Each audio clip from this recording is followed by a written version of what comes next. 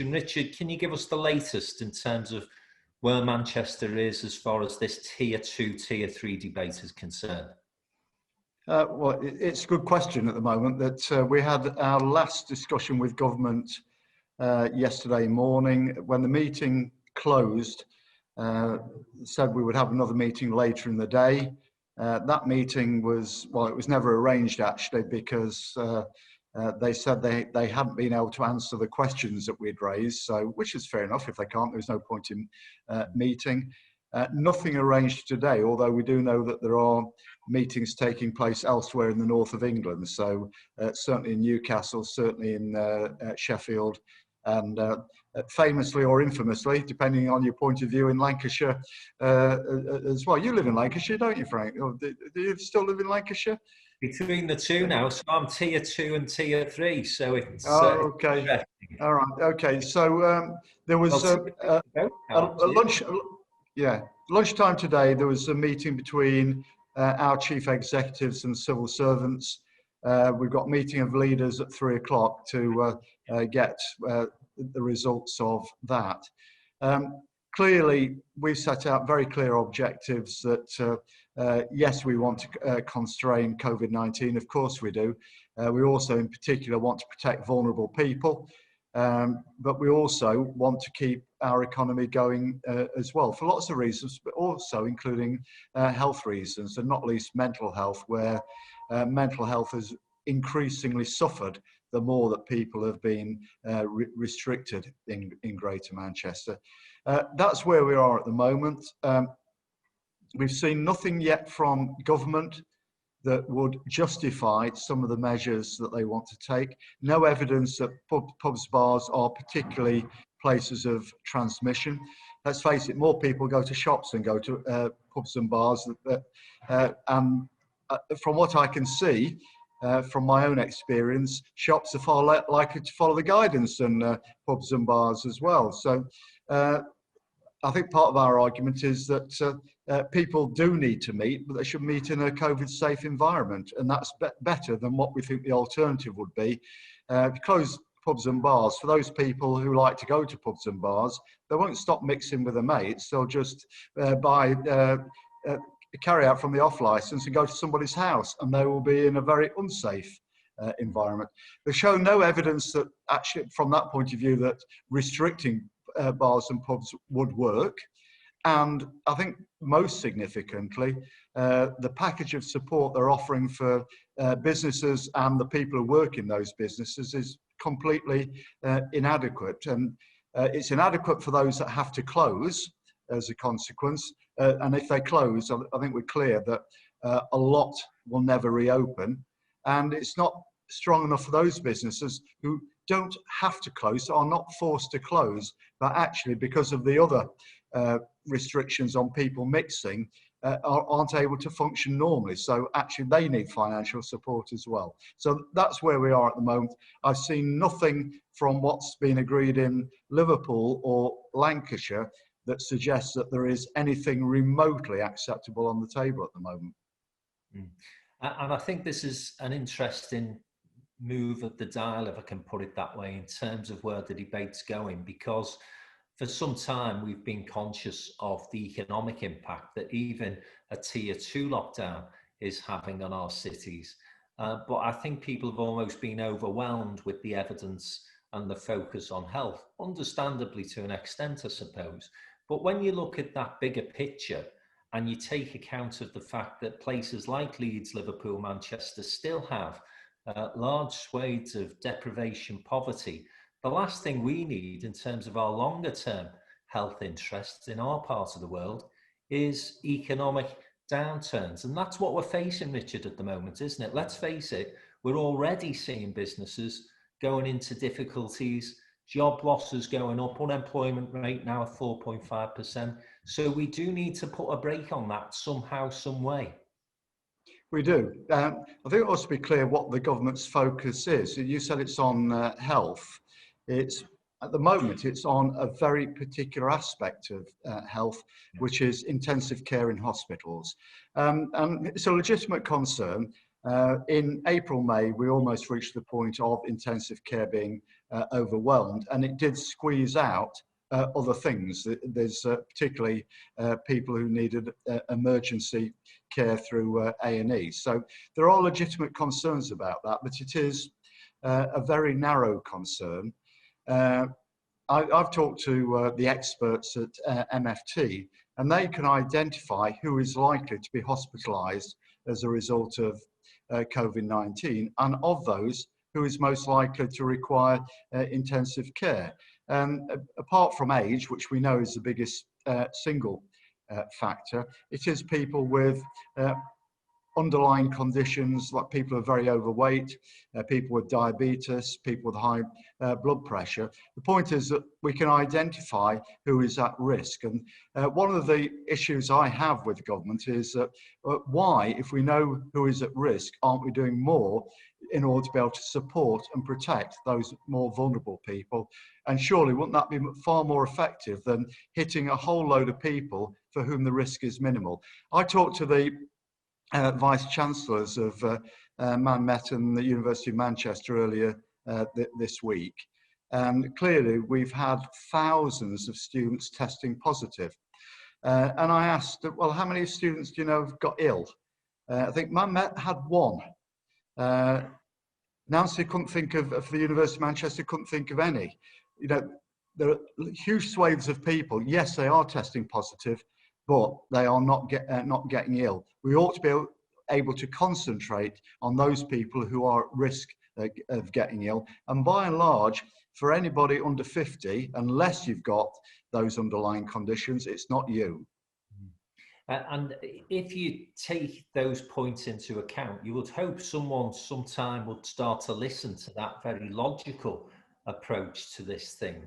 But it seems to me that government ministers were almost trying to create a party political row last night, which seems strange given the fact that, from what I know, and you can tell me differently if it's the case, Richard, you've got Greater Manchester MPs who are Conservative members supporting the sort of line that you, Andy Burnham and others are taking. Well, we've got clearly 10 councils in Greater Manchester. One of them is Conservative led. They are part of the unanimous agreement between councillors, and of the Greater Manchester MPs, it's probably the Conservative MPs are even stronger in their support for the position we're taking than some of the Labour MPs. I mean, we have got, at the meeting that took place with ministers between MPs yesterday, there was unanimous support for our position from MPs. But yeah, this is across the political divide. This is not about party politics.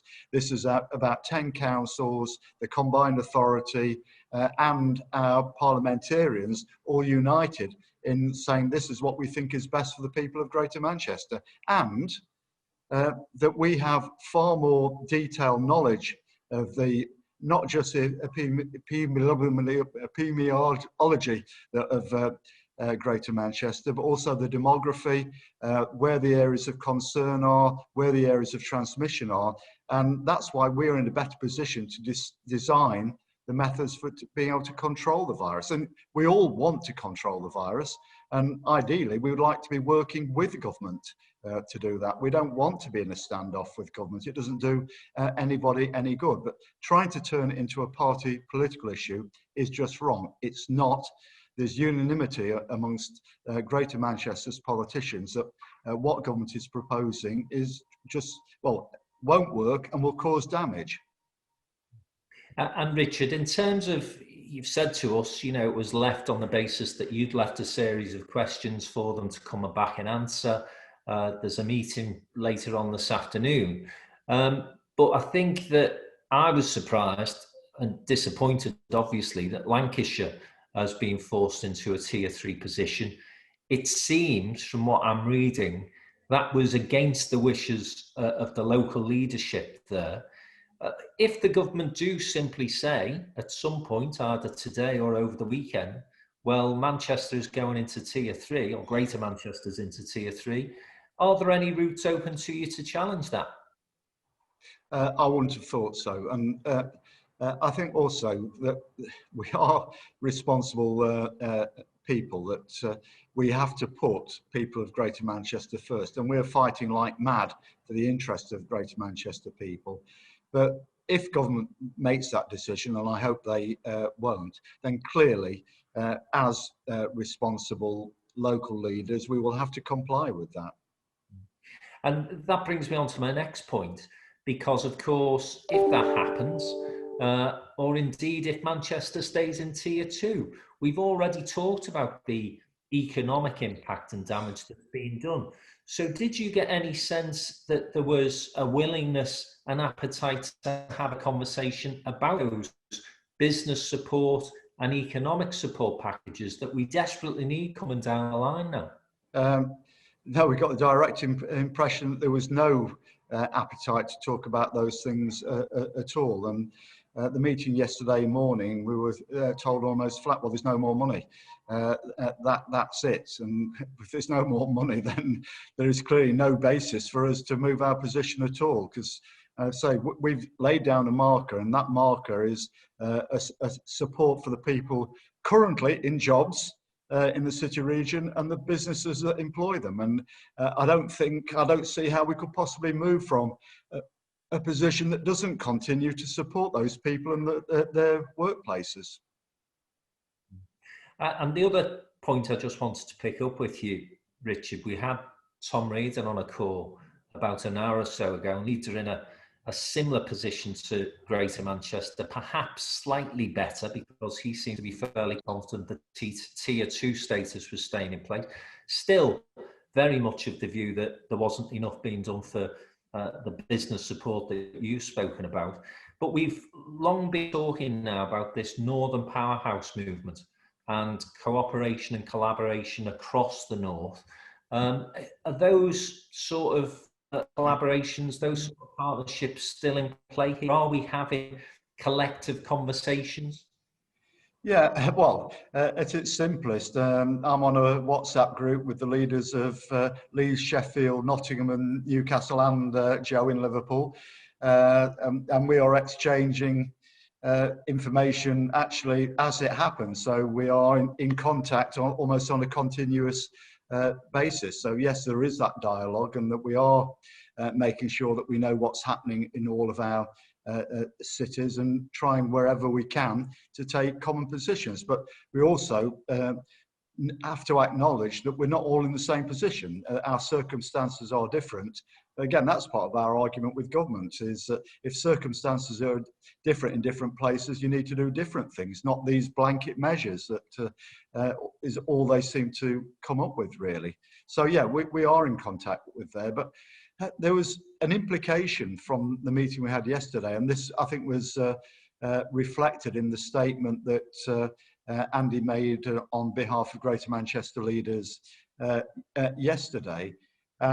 It's when we got to a discussion of the economics, and they were talking about, well, as well as the advice from the Chief Medical Officer, that they've got advice from the Chief Economist as well. And clearly these two sets of advice are not complementary at all.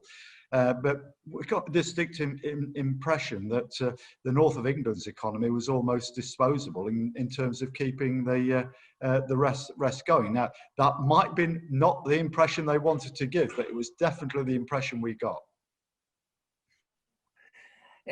That's somewhat surprising given where we were in December, isn't it? You know, if I can bring politics into this, Conservative government elected 80 majority, largely on the back of the breaking down of what was known as the Red Wall of the North. So what's the political logic behind that?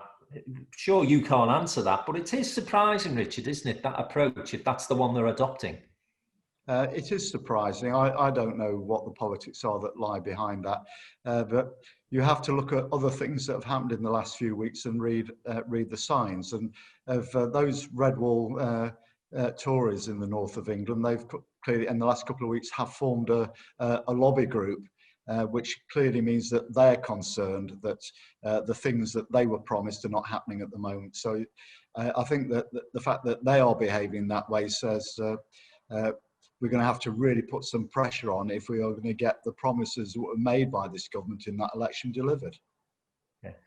Now, let's get into a bit more of the detail of what may or may not happen. But again, you be aware there's a huge issue around that mental health challenge that you've mentioned and touched upon. And of course, what Joe Anderson has been arguing alongside leaders in Liverpool City region is even if you have to go into a tier 3 situation, that shouldn't impact on things like gyms and leisure centres for all sorts of reasons, not least mental health. And then lo and behold, this morning, Lancashire's announcement is made, and in the county, gyms are allowed to stay open, but over the border in Liverpool are not. Did you get into those sort of discussions, or was that too early? We have not got into that sort of detail at all. I don't think we've really got past bars and pubs in Manchester, to be honest. But and clearly, we hope we will never have to get into that sort of detail. But I'm with Joe, and it is absolutely madness. And I think we have to recognise two things out of this. Now, we know that transmission of the virus largely comes out of people coming together. So we need to do two things. We need to reduce the extent to which people mix unnecessarily. But that you can't enforce by and large what people do in their houses. That's got to be willing consent. People need to understand what they're being asked to do, why they're being asked to do it, and basically to agree to that. And again, that's particularly the case with those people in those vulnerable categories, that they can look after their own health. But at the same time, we are social animals. We're economic animals. We have to work. We need human contact. We need to mix, and our argument, which should be, well, we do need to mix. Let's make sure the environments that we mix in are safe, COVID-safe environments. Again, I was talking to the President Vice Chancellor and Vice Chancellor of University of Manchester and Man Met, and basically saying that their teaching spaces now, from that point of view, are about as safe as you can get. You're probably safer there than being at home, actually. And you can create that environment. I was in a pub, or outside a pub, because I was with people I can only mix with outside. But outside the bowling green in Chorlton, not my end of the city, but I'd gone to visit somebody there. Clearly, the pub has spent a lot of money in creating a safe environment outside, but they're doing all the things. Everybody had their contact details taken. Service was at the table. If there's nobody there, you got the app that you could call somebody. All of the sanitizers, all of the things you expect in a place. The staff are all wearing masks. Everything you would expect. Now, if businesses are operating in that safe way, following the guidance, what purpose is served by closing them down, particularly after they've made all that investment to make it a safe environment? I can't see it. I just can't see it. I agree more, Richard. Listen, I'm going to open questions into our chat room. We, as I say, haven't got massive amounts of time with Richard today. But the one final point from me, I'm reading the media reports from overnight, and I've got you, Andy Burnham, and Bev Hughes all over the pages championing the North. I've got Gary Neville as a co-author of a manifesto to save football, and we've got Rashford there championing the cause of kids on free school meals. For all sorts of reasons, it's not been a bad day for Manchester in terms of its reputation, has it? But yeah, but in all of these, we're fighting rearguard battles, aren't we? And that's not fighting rearguard battles is not the Manchester way. We want to be on the front foot. For all of those things, we're not in the place we want to be. And I think we have to be very, very honest. We are not in the place we want to be. There is a distinct possibility that government will force us into an even worse place, not only against the wishes of elected representatives, but as far as I can see, from the reaction we've got, the vast majority of Greater Manchester people. as well. That is not where we need to be. It's not where we should be. So yeah, okay, we're getting lots of publicity, but it doesn't actually mean a thing unless we're at the end of it. It means we're able to take the city forward.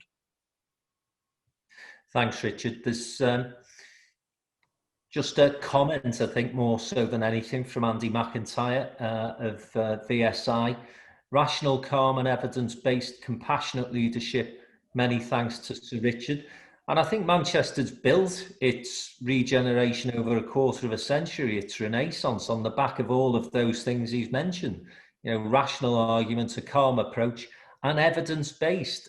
You know, everything. I mean, you go back to the Manchester Independent Economic Review. You really are a city in a city region that has brought evidence together to make cases to government to get that investment, and you're simply asking the government to provide the same sort of evidence back. Yeah, well, they brought us the Deputy Chief Medical Officer, and clearly they thought getting the Jonathan Van Tam in to talk to us would convince us of the error of our ways. At the end of the session with Jonathan, we're even more convinced not to take the government's offer, because now admittedly what he wanted to do was even more drastic, but he was telling us that I don't think this what they got. First of all, he couldn't give us any evidence that what government was doing was the right thing to do, and anyway it wouldn't work. So doesn't really matter how much money is on the table. Ultimately, if you're being paid to do something that's not going to work, that's not going to bring cases down, why would you do it? Absolutely. I've got a question here from an old colleague of both yours and mine. This is from Robert Huff, and he's asking from Peel, the absence of office workers in the city centre is clearly having a material adverse effect on the city economy. In those circumstances, does Richard favour a return to office work wherever possible, notwithstanding the overall tier constraints? A very simple answer to that is yes. I'm sat in my office now, and I've been working from the office for, pretty much ever since September. I'm in probably at least 4 days, sometimes 5 days a week.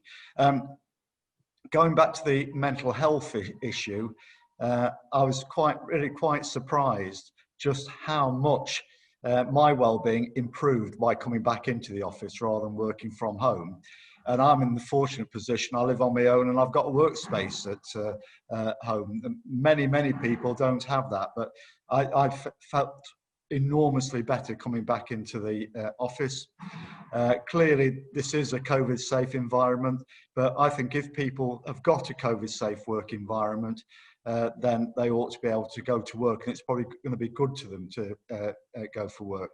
I was talking yesterday to a major employer in the city. I shan't name them, but talking about the effect on a lot of their staff of working from home is effectively they'd almost lost the identity of working for the company because that was the impact of being at home had. And certainly, and the younger those staff were, the more the negative impact on their well-being as well. So to Robert's question, it's a simple answer is yes.